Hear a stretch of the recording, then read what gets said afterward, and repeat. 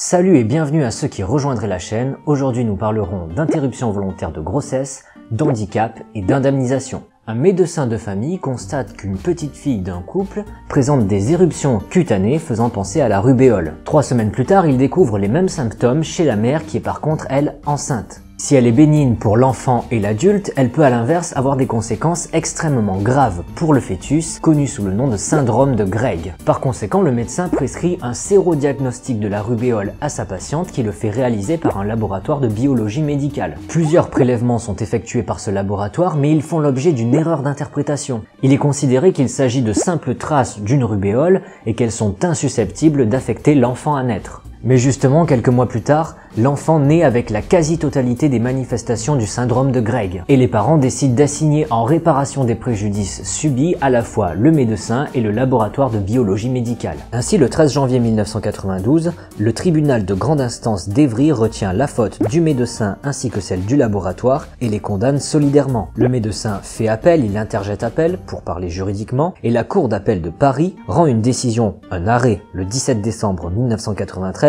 dans lequel elle affirme que le médecin a commis une faute dans l'exécution de son obligation contractuelle de moyens et qu'il doit en réparer les conséquences dommageables pour la mère dès lors qu'elle lui avait fait connaître sa volonté et celle de son mari d'interrompre la grossesse en cas de rubéole. La mère va donc être indemnisée, ce n'est pas le point qui pose problème, ce qui est plus compliqué c'est la question de l'indemnisation de l'enfant né handicapé lui-même. À ce titre, la Cour d'appel décide justement que le préjudice de l'enfant n'a pas pour cause les fautes commises. Ces séquelles ont pour seule cause la rubéole. L'affaire se termine finalement le 17 novembre 2000 quand les juges de la Cour de cassation réunis en assemblée plénière se prononcent face au problème de droit suivant: la naissance peut-elle être un préjudice indemnisable? Et justement, ils répondent de façon positive et confèrent une indemnisation à l'enfant du seul fait de sa naissance. Suite à cette affaire qui allait coûter très cher aux professionnels du milieu médical et surtout à leurs assureurs, la loi Kouchner du 4 mars 2002, aussi dite anti-Perruche, l'enfant s'appelant Nicolas Perruche, vient se positionner inversement à la décision de justice en affirmant dans son article 1er alinéa 1er que nul ne peut se prévaloir d'un préjudice du seul fait de sa naissance. Cet article est ensuite transféré par l'article 2 de la loi du 11 février 2005 relative aux handicapés et à l'égalité des chances dans l'article L114-5 du Code de l'action sociale et des familles qui précise que la personne née avec un handicap dû à une faute médicale peut obtenir la réparation de son préjudice lorsque l'acte fautif a provoqué directement le handicap ou l'a aggravé ou n'a pas permis de prendre les mesures susceptibles de l'atténuer. Mais quelques mois plus tard, le 6 octobre 2005, la Cour européenne des droits de l'homme condamne la France à propos de sa loi anti-Perruche. Et moins de 4 mois plus tard, le 24 janvier 2006, la France se retrouve confrontée à une affaire similaire. Les juges français allaient-ils prendre en compte la condamnation faite par la Cour européenne des droits de l'homme quelques mois plus tôt? Ce jour-là, la Cour de cassation rend 3 arrêts, c'est-à-dire 3 décisions de justice. La France a suivi le raisonnement de la Cour européenne des droits de l'homme. La loi anti-Perruche ne s'appliquera jamais. Il sera toujours possible d'obtenir indemnisation du fait de sa naissance, et ce, quelle que soit la date de naissance de l'enfant, que celle-ci soit antérieure, postérieure à la loi anti-Perruche de 2002. Un mois plus tard, jour pour jour, le 24 février 2006 donc, la France s'exprime à nouveau sur cette question, non pas cette fois à travers les juges de la Cour de cassation, mais à travers ceux du Conseil d'État. Et ceux-ci décident d'adopter la même position que la Cour de cassation. Et non, l'affaire ne se termine pas là. Depuis le 1er mars 2010, il est possible de formuler ce qu'on appelle une question prioritaire de constitutionnalité. Cela permet de contester la validité d'une disposition légale au regard d'une disposition constitutionnelle. Et justement, une des premières questions prioritaires de constitutionnalité porte sur la loi anti-Perruche, le but étant de la rendre anticonstitutionnelle et donc de l'abroger et donc d'assouvir le principe selon lequel la naissance est bien un préjudice indemnisable. Que va donc décider le Conseil constitutionnel? Eh bien, le 11 juin 2010, il censure la loi, mais partiellement. Concrètement, si l'action en justice a débuté avant l'entrée en vigueur de la loi anti-Perruche, c'est-à-dire jusqu'au 7 mars 2002, alors la naissance reste un préjudice indemnisable. Si à l'inverse l'action en justice a débuté après la loi anti-Perruche, donc après le 7 mars 2002, la naissance n'est alors plus un préjudice indemnisable. Bien sûr, tout ceci ne saurait être complet sans la mise en avant des réactions de la Cour de cassation et du Conseil d'État face à cette décision du Conseil constitutionnel. Le Conseil d'État est cette fois fois-ci le premier à se positionner. Par un jugement en date du 13 mai 2011, il suit la décision du Conseil constitutionnel en rejetant la demande en réparation du préjudice de naissance car l'action avait été introduite par les parents après le 7 mars 2002. Quelques mois plus tard, le 15 décembre 2011, c'est au tour de la Cour de cassation de se positionner et il se trouve qu'elle est dans un sens plus clémente dans sa conception de la décision du Conseil constitutionnel. Elle vient en effet affirmer qu'à partir du moment où l'enfant est né avant l'entrée en vigueur de la loi anti-perruche, alors peu importe la date du début de la procédure, l'enfant pourra être indemnisé du fait de sa naissance.